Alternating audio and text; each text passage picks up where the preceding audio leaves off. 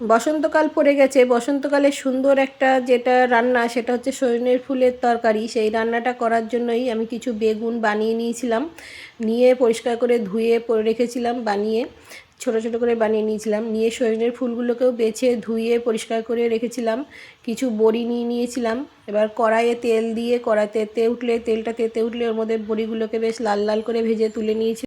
বড়িগুলোকে ভেজে তুলে নিয়ে ওর মধ্যেই দিয়ে দিয়েছিলাম 2টো শুকনো লঙ্কা আর একটা তেজপাতা।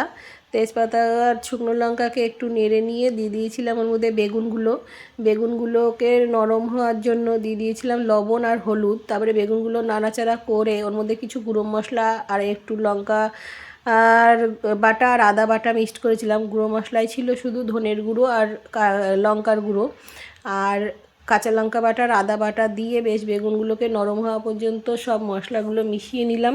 দিয়ে ভাজা ভাজা করে নরম হওয়া পর্যন্ত ওয়েট করে তারপরেই ওর মধ্যে দিয়ে দিয়েছিলাম সজনের ফুলগুলো, আগের থেকেই বেছে ধুয়ে রাখা ছিল। সেই ফুলগুলো দিয়ে দিয়েছিলাম। ফুলগুলো নেড়ে চেড়ে একটু কমে আসলে পরেই ওর মধ্যে অ্যাড করেছিলাম গরম জল। এখানে অবশ্যই গরম জল অ্যাড করতে হবে, ঠান্ডা জল অ্যাড করলে তরকারিটার স্বাদটা নষ্ট হয়ে যাবে। তাই এখানে অবশ্যই গরম জল অ্যাড করবেন সবাই। গরম জল অ্যাড করেছিলাম। এখানে আমি যেভাবে রান্না করি আমি সেভাবেই দেখালাম। আমি একটু গরম জল দিয়ে দিয়েছিলাম। তারপরে জলটা একটু ফুটে উঠলে পরেই দিয়ে দিয়েছিলাম যে বড়িগুলো ভেজে রেখেছিলাম, সেই বড়িগুলোকে ভেঙে গুঁড়ো গুঁড়ো করে রেখেছিলাম।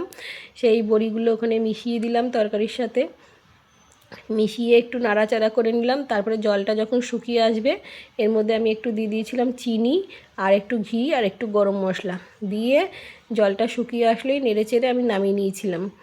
আর তারপরেই পরিবেশন করেছিলাম। এইভাবে রান্না করেছিলাম, বেশ টেস্ট হয়েছিল। তারপরে আমাদের বাড়ির লোককে খেতে দিয়ে দিয়েছিলাম। তা খেয়ে বলল ভীষণই টেস্ট হয়েছে। তার নমুনাটাই যে দেখাবো। আর যদি আমার এই রান্নাটা ভালো লাগে তাহলে চ্যানেলটাকে সাবস্ক্রাইব করবেন এবং বেল আইকনটা চেপে পাশে থাকবেন। আর লাইক এবং কমেন্ট করতে অবশ্যই ভুলবেন না। এই যে আমার রেডি তরকারিটা। তারপরে এই যে খেয়ে একটু বলবে কেমন হয়েছে। যদি আমার এই রান্নাটা ভালো লাগে তাহলে চ্যানেলটাকে সাবস্ক্রাইব করবেন।